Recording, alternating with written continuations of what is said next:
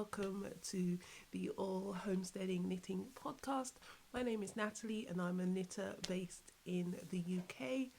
I have a July knitting update coming out very soon, so I thought I would film this very quick update detailing my trip to Sweden. So I went to Sweden a few weeks ago and I visited some friends, and I also visited some yarn stores and bought some new yarny acquisitions. So I thought it would be nice to share my experience in Sweden with you and to also share what I have bought to add to my yarn stash. So a bit later I will also be unboxing a mystery bag that I bought from a yarn store in Varberg in Sweden, but I haven't even peeked or had a look. It's stapled shut as when I bought it, and so it is truly a mystery as to what is inside. So please stay tuned for that a bit later. First of all, let's go through what I am wearing. So I am wearing the novice cardigan, mohair edition by Petite Knit. So I knitted this in the Elizabeth Paul or Powell mohair in the colorway hologram. So this is just kid silk mohair, which I held double, and it's hand dyed, that I bought from a yarn festival a couple of years ago, maybe last year. So that's that. But she has a website, so you can buy those directly from her on her website. So that's Elizabeth Paul. And underneath, I'm wearing this crochet top, which I bought from a market in Dominica in the Caribbean when I was visiting my father. So I bought that a few years back. It is quite booby, so to make sure that I'm not flashing you, I will keep my cardigan a little bit closed. Okay, so let's get into the into what I bought and what I saw. I visited the southwest of Sweden to visit some friends. So I used to live in Barcelona, Spain. It's probably about 15 years ago now, and I lived there for 11 years.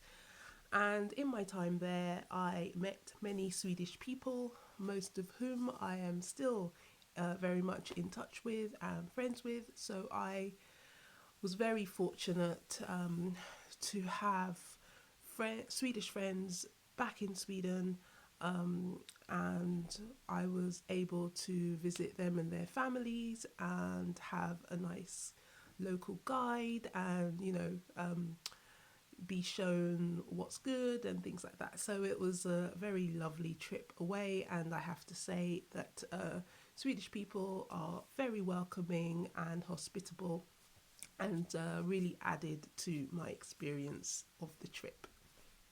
The first store I visited was a store called Sticken Nålen, and that was in Kungsbacka, in a little area just outside of Gothenburg, and they had lots of Danish yarns and lots of pure wool, small company pure wool. So I managed to get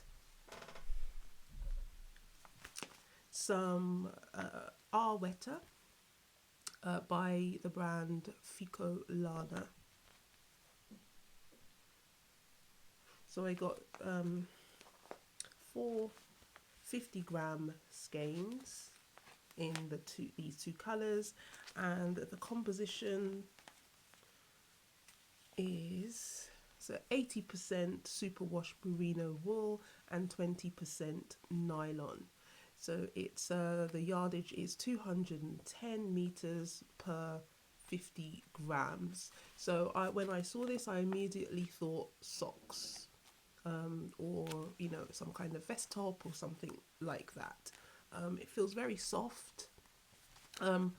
So yeah, I decided to be, well, not decided, I thought it was prudent to be quite intentional about my purchases and really weigh up what I wanted to get, because I did not have any, you know, baggage for the hold. Everything that I had, which was a tiny carrier suitcase and a backpack that fit under the seat.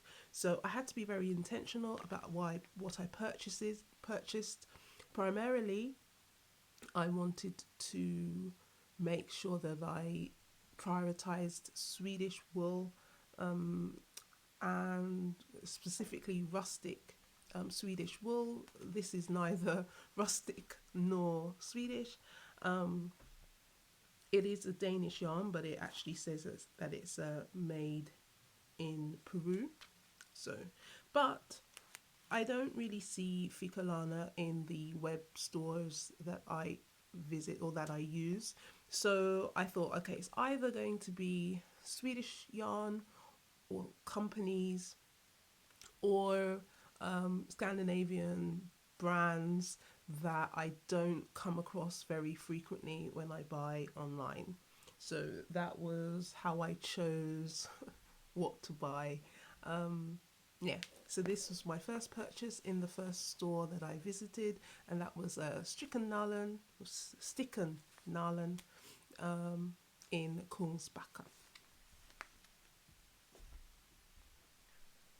The second store that I visited was a store called Deisy Design. Now, Deisy Design, if I remember correctly, is on one of the main avenues in Gothenburg.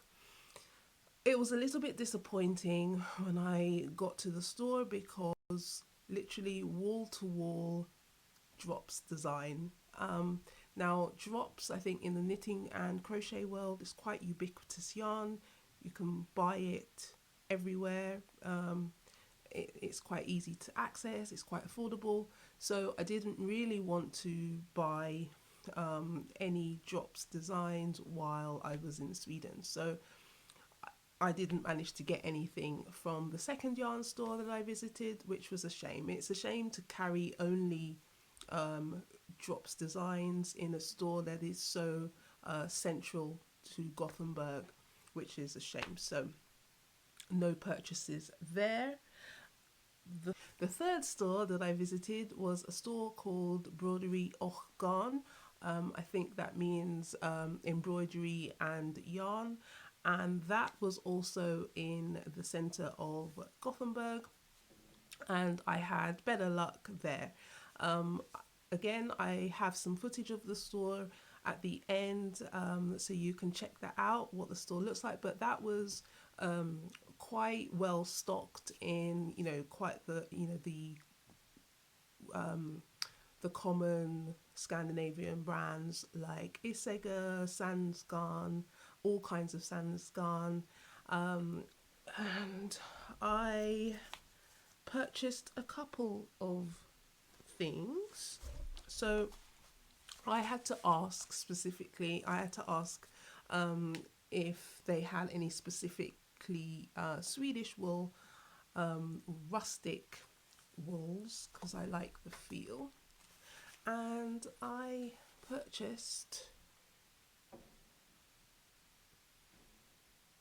some svensk ull, which I guess translates to Swedish wool, and it's by a brand called Javo. And yeah, what is the yardage? So the yardage, so this is 100 grams, and the yardage is 135 meters.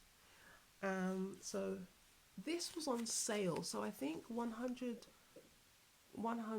grams worked out to be about £5 or £6. So this was on sale, so that I couldn't find enough of one colour to make, you know, a sweater's quantity. I couldn't find enough of one color to purchase a sweater's quantity, so I decided to buy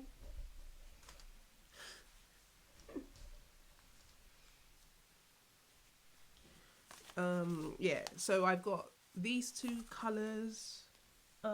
So what I will probably do, plus this also, which is also Swedish yarn, which is called Centrum. And this, it was only the one color that I found, but I really love this. It's rustic feeling, so it's woolly wool, but it also feels quite soft and squidgy. So as soon as I saw this, I was immediately drawn to it, but this was the only one that they had. It was almost like it was the leftover sort of bargain bucket. So I scooped that up. So I would probably put it all together in here to make a textured sweater. I'm thinking a textured sweater. So what I would probably use is a good pattern for a basic raglan, probably not the no frills. I do have that pattern, but I've knitted it a lot, and I can feel that there are some modifications that I would use if I knitted that again.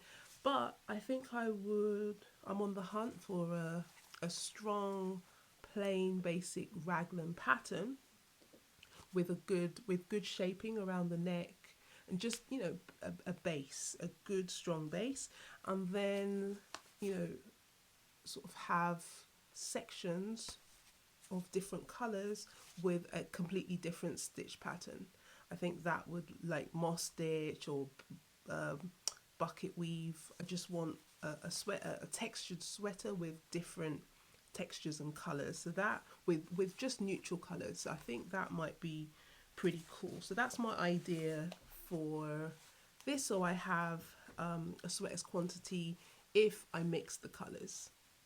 So that's an option. But yeah, I'm quite happy with these purchases because I had never heard of these, of Jarbo or this brand. It actually the font actually reminds me of IKEA a little bit. Yeah, you see what I mean? It sort of reminds me of IKEA. But anyway, yeah. So this was from Broderi or Garn, and the second purchase from that same store is again from the brand Yardabo or Jarbo. I'm not too sure how it's pronounced, so apologies, Swedish people. But I managed to get 50-gram skeins of it's a yak blend with smooth silk and baby alpaca. This is just soft. So it's very soft and squidgy. So they literally just had the four skeins, 50-gram skeins. So it's probably just enough to do a fitted t-shirt. I actually do have a pattern in mind for this, but it's not released yet. The pattern isn't released yet, but I'm thinking of knitting up a Darjeeling top or blouse. So I have seen a picture. Oh, this is by a designer called Trust the Mojo.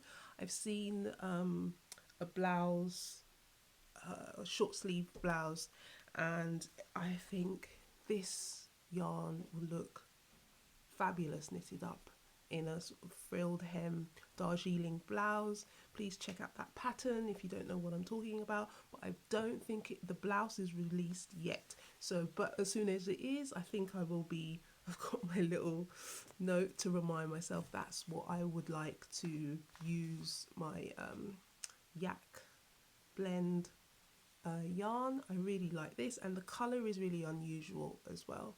So yes, so that's my second purchase from Broderi och Garn.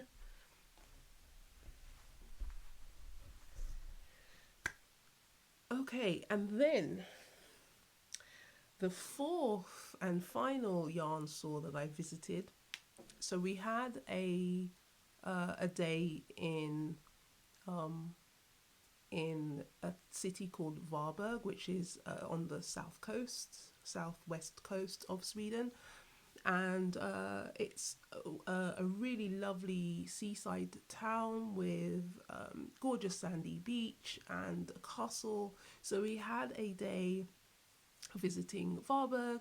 I also happened to have some friends visiting family in Varberg, so we all had lunch and a tour of the castle, and I managed to sneak in to a yarn store called Honse, and that is owned by a beautiful woman called Moa. And we got chatting, and I purchased some. I have a few more balls in the bag, some chaos yarn, and this colour. So yes, so I purchased some chaos yarn, some organic brushed alpaca, and this colour just screamed at me. So I actually visited Sweden. So before I left for Sweden, I took a photograph of my yarn stash just so that I could colour match. And what I thought is to hold, because I actually prefer to hold brushed alpaca silk together with wool as opposed to mohair. To me, it's just, alpaca is just softer and fluffier, and it's just a nicer knitting experience, just feels like butter. So when I saw this yarn, my idea was to pair it with my fuchsia pink woolly knit cone, 500 grams, hold that together, and actually together it makes it is actually Barbie pink, really. So I will show you what I'm actually currently working on in this combination in the next episode. So please watch that, and you'll see what's being knit up with these two. So yeah, so these are my purchases from Honse.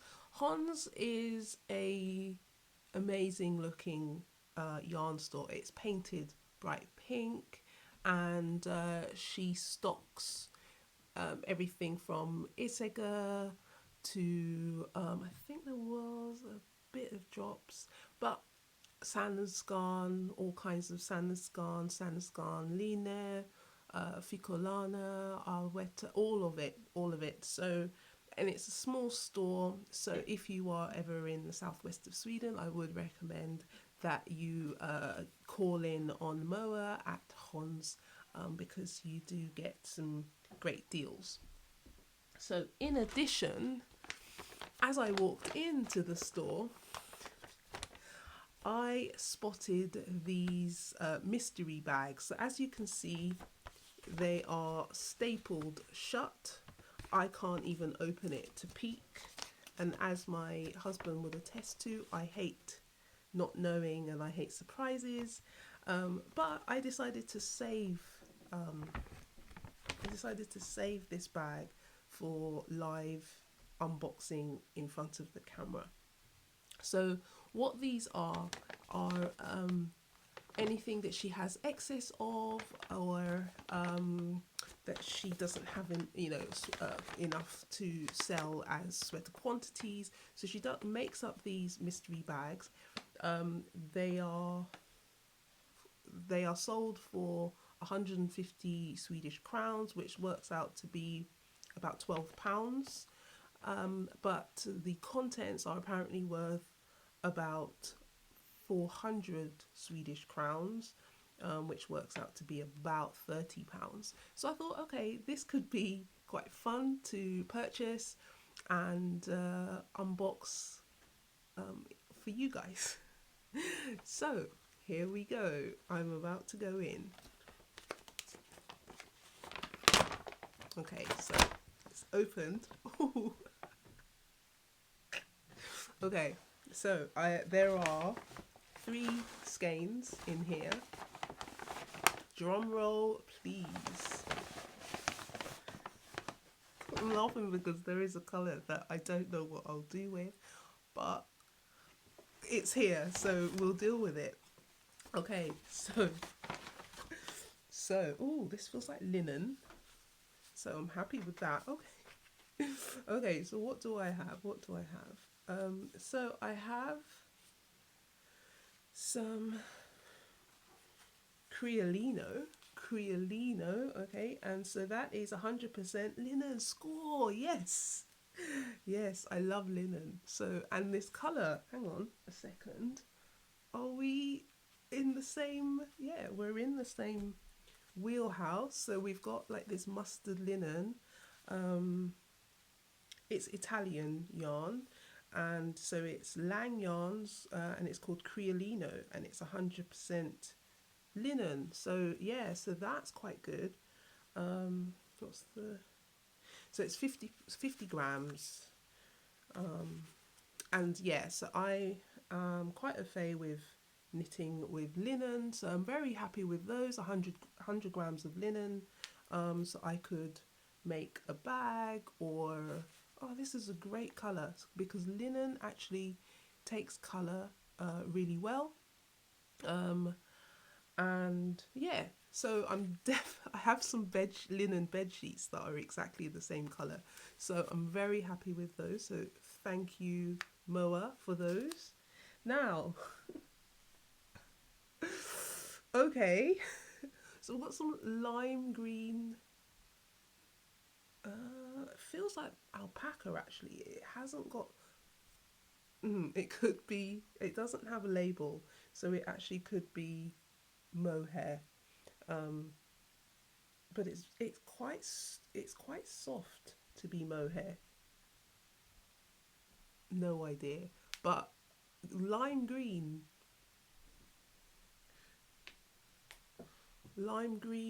and pink.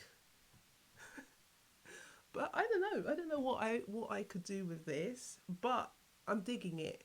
I'm digging it. I'm happy with that. So yeah. So okay. So these 3 from my. Oh, and they could work together as well.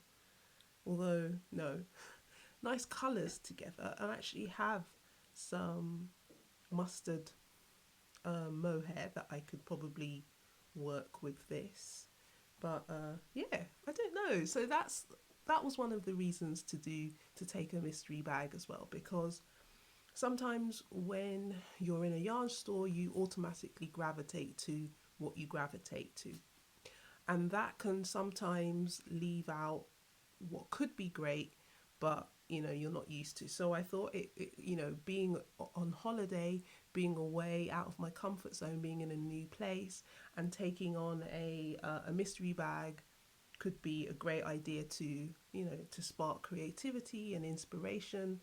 So yeah, I might leave this out, just to have a look at it and soak it in and think about what I could do with this, because I'm sure there are like 101 uses that I could with a lime green mohair or alpaca. I'm not too sure which one it is because it's very soft, but yeah, so that was my mystery bag. So yeah, happy with those, especially with this, because I yeah. Okay, so that concludes my yarn stuff. So I did purchase, again, I didn't have very much space to purchase very much, but I did visit an area in Gothenburg called Haga, which is a fab sort of bohemian, it's like the old town with lots of great shops and restaurants and snack places, and it's probably, I think it's well renowned for the place that sells huge cinnamon buns, and we had a great lunch there as well. But I saw this store called Ochbro Vant Fabrik, and they sold traditionally Swedish mittens and socks from merino wool. So I bought a pair for my husband, which he has now. I could show you what I bought him, but I don't think, I'm not too sure where they are. But this is my pair. So yeah, so these are just merino socks. And what's cool about these socks is that each of them have a traditional patterns, a traditional pattern on them. Now, this one is called Korin Katarina, and I think that translates to the choir or the choral.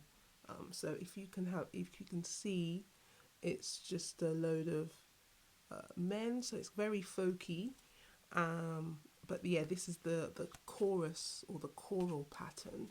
Each of their socks have like a distinct pattern, and they symbolize some kind of folk tale or folk story. So they are absolutely beautiful. The colors that they have in their socks are beautiful. So yeah, so if you're in the market for pre-made lovely merino socks and you're in Sweden, I would visit that place. And so when I used to live with my Swedish friend, I would notice that she would have these utensils that just worked, that were great, and they were ergonomic and they just felt good in the hands. So staying with her and her mother unlocked a memory for me, and that was just having great utensils. So I took that opportunity while I was in Sweden to purchase some of those utensils for myself and my kitchen. So one of those things was a few of these. Now, these might look like kiddie knives, like the sets that you give to toddlers, but it isn't. It is a knife, but what it is a spreading knife. Now, in the UK, we use the same knife that you would use with dinner, to butter your toast in the morning, just a table knife. But in Sweden, they have these cool, flat, like almost spatula type of spreaders that just gives you this even amount of, even spread on your bread. It's great. So I thought I would purchase a few of these. My friend's mum actually went out and bought me one because I was commenting and raving on about their butter spread, but their butter knives. And it actually, when she showed it to me, I was like, I can't take that into my baggage with me because it was a metal one and it obviously looked like a knife. So I was like, okay, can't. So I visited the supermarket and I bought a few of these nifty plastic ones. I also have a wooden one that I bought from a souvenir store. It has like a cutout Swedish national horse on it, but it doesn't spread as well as this little plastic one. So yeah, so there's that. And this is amazing. So with cheese, this is a cheese cutter. So you have your block of cheese and it gives you like a nice thin, perfectly shaped, perfectly formed slice. Now in the UK, I don't know whether you can get these in the UK. I don't think so. Like I don't know anyone that uses a proper cheese slicer because we usually have blocks of cheese that we cut down the side, and you end up getting like big slabs of cheese. Now, it isn't a problem, but you know, if you're going to be civilized, it's nice to have a nice even slice of cheese. And this works, actually, the plastic utensils sometimes work better than the metal ones. It's ergonomic, and you get a nice anyway, so those were my little keepsakes and my little experiences in Sweden. Now, I had a really lovely time, and I want to say thank you to all of my friends that I visited in Sweden, and it was great to visit you guys in your hometowns. And yes, so I will leave you with a bit of the footage that I took while I was in Sweden. I hope you enjoy, and please check out my other video, which will be released in a few days. Love you and goodbye.